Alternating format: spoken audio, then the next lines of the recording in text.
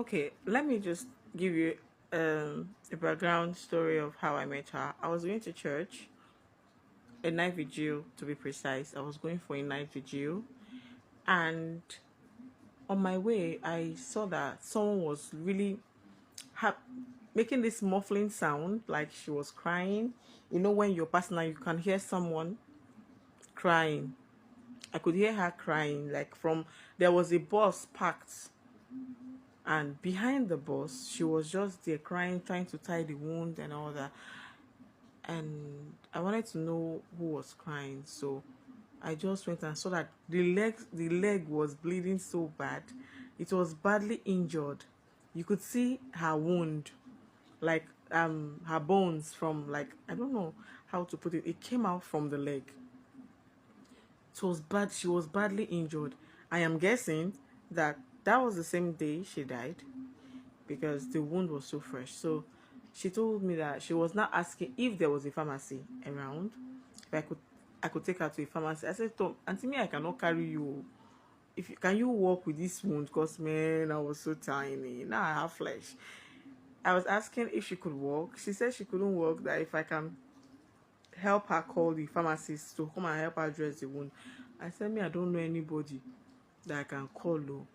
Can you just manage and okay, let me carry you? She said I cannot carry her because she too, she was big, and me, I was small. I was not this big then. So we managed to call some boys, and they carried her to the pharmacy was close to our evening market then. So they carried her to that pharmacy. The woman treated her. That was how we became friends. There was something very strange about the injury I met with her, like her wound, the wound on her leg. The wound never healed. I knew her for years. I'm not talking about 5 years. I'm not talking about 10 years. I'm talking about more than 10 years. For the period of time I knew her, that wound never healed. It never healed. It was always bringing fresh blood. The wound on her leg never healed. It was always bringing fresh blood. And the woman was so beautiful. When I say person fine, even me, wey be girl like this, during those days, I used to admire her a lot. She was so pretty. When I say woman is beautiful, she was an epitome of beauty. And another thing that would have made me know, but then I was still in my teens now, so I don't really know much. She knew things I never told her about. Like, there was a day my dad flogged me so bad because of something I did wrong. And I met her that day. I was coming back from school, and she narrated how it happened. Now, this woman has never met my family. We just became friends because I helped her the day I saw her bleeding from her leg. I just helped her and we became friends. So she knew nothing about my family. We've never been to my house before. But then she knew things I did not tell her. So it was also a giveaway for me. But then I was a child and I didn't know much. But then something happened. She got married. She had children. One day like this, one evening, from the other side of the road, one woman that was just passing, an elderly woman, should be a woman in her late 60s, that was just passing by, just saw her and called her by the name. And then the woman that called her by the name fainted. After seeing her, the woman just fainted.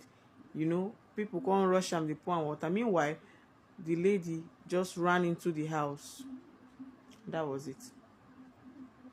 Nobody heard, nobody saw, nobody knew anything about her again. That was how she disappeared. When the woman was revived, like she gained consciousness, they started asking her questions like, Mama, wetin happen? Who be saying her daughter that has died over 20 years ago? That the woman has died over 20 years ago, and that the injury on her leg is the same injury that she had during the accident. Now the question is, how did they do it? I know it's real. Yes, but how do they do it? How do you die and come back again? Bearing the same name, the same body, the same mark? Why do they disappear when somebody that knows them recognizes them? Why won't they just stay?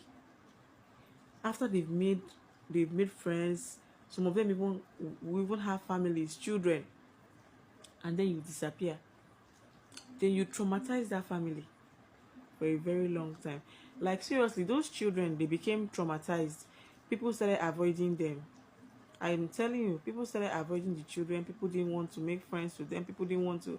In fact, they had to relocate to another state. I don't know where they went to, but they had to relocate.